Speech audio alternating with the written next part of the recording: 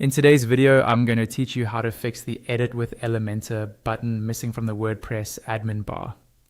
If you're working with Elementor and suddenly notice that the Edit with Elementor option is not showing in your admin bar or when you hover over a page, it can be a bit confusing. The good news is that in many cases, this is simply because the page hasn't yet been opened in Elementor the right way.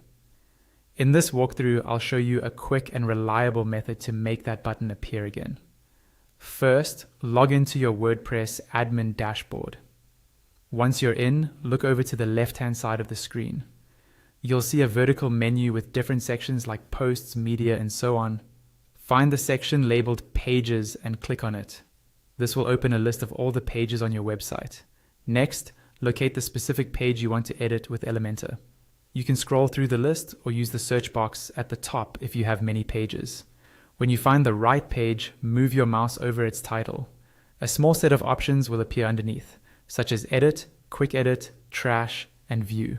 For now, click on the regular Edit option. This will open the page in the default WordPress editor. Once the page is open in the WordPress editor, look at the top of the screen. Depending on your theme and setup, the layout may vary slightly, but you should see a button that says Edit with Elementor.